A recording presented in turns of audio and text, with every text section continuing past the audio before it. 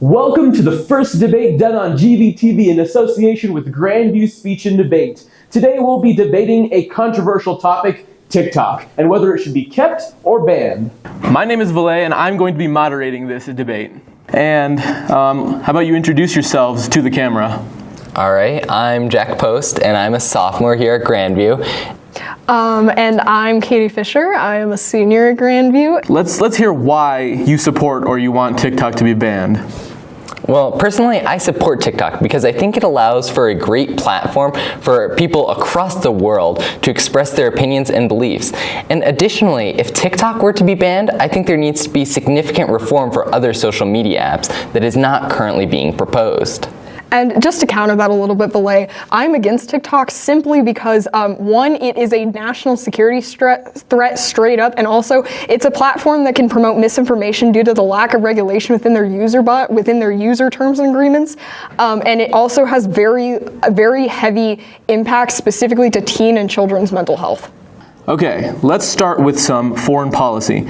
So why is China's TikTok version limited to a longer amount of time and the commercial one for the rest of the world limited to just a few seconds?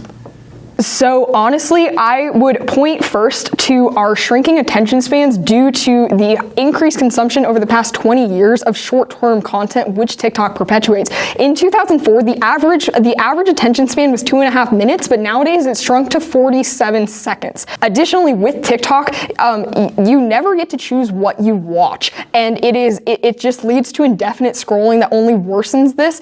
I don't necessarily disagree with that point. However, I would argue the case that it is not necessarily a bad thing that attention spans are shrinking as a result of TikTok, but rather it is a new form of entertainment.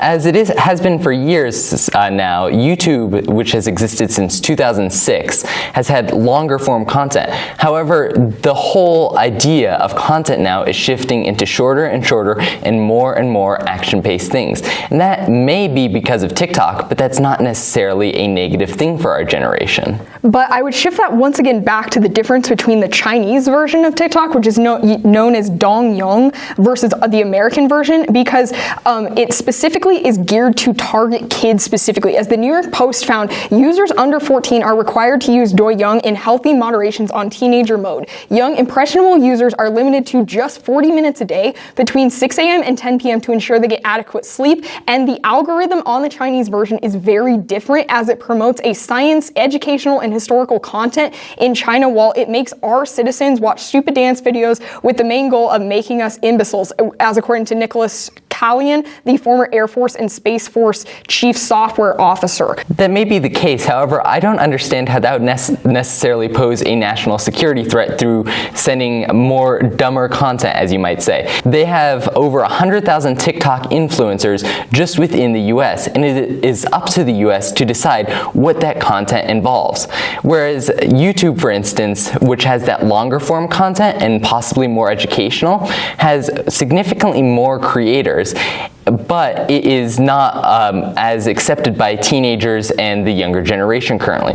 As a good portion of those 100,000 TikTok influencers are part of the current Generation Z, which are the most influential right now. And so though TikTok in China may be promoting 3-minute educational videos that may appeal to their youth that are like a younger audience, the TikTok here is promoted by our over 100,000 TikTok influencers that are in the US that are promoting different content that appeals to teenagers within the US. Would you consider misinformation to be a national security threat?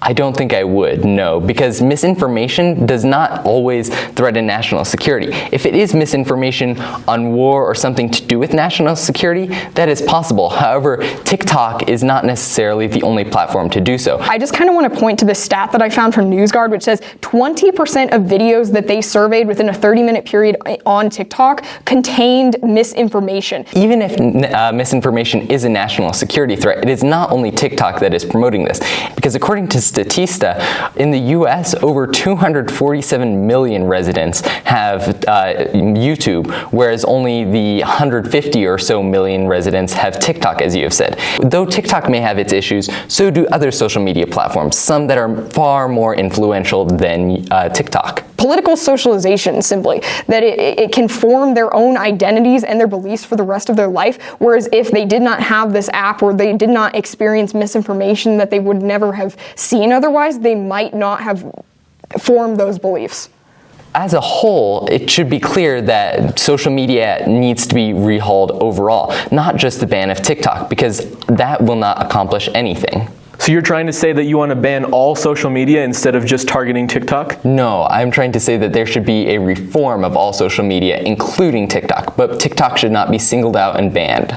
TikTok is far more assertively curated than other social media platforms. It's not a forum, it's an editor. And it puts your thoughts and what it perceives you to believe in a rabbit hole, and it shuts out any other different viewpoints or different opinions that could actually challenge and expand your worldview on the American version, whereas on their version in China, since it promotes educational opportunity and historical content through its videos and various platforms, it actually helps to expand their citizens' worldview, whereas for us, it only makes it smaller.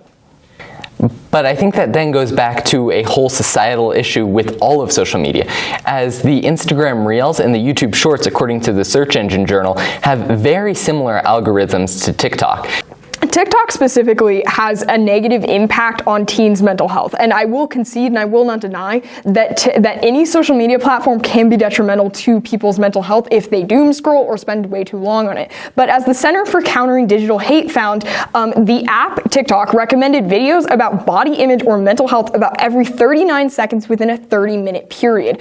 Well, as you've mentioned, that is the case with all social media, and I think that there does need to be a reform of all of it. I completely agree with that. And I think TikTok is included. However, TikTok should not be singled out. So overall, Jack, I agree with your point that social media needs to be regulated, but I continue to stand by my affirmation that TikTok needs to come first, and because of the misinformation that it spreads due to the way that the algorithm shoehorns people into specifically right-winged ideologies that can be very harmful and poses a national security threat because it serves as a soft proxy war, which helps to further divide people and kind of moves them away from addressing more critical issues on the international playing field. I think I really agree with you on a lot of points, Katie, and I think that you have a good idea that TikTok is very detrimental to mental health and that it definitely needs to have change. However, I don't think TikTok is all that different from most other social media, and I think that TikTok itself is a very beneficial platform for spreading ideas, even if some might be wrong. And I think reform is just needed as a whole. And with reform, I think that needs to come for all social media, not just TikTok. Thank you for watching the first installment in GVTV's debate series. Let us know what other topics you would like to see be discussed. I'm Valet, signing off.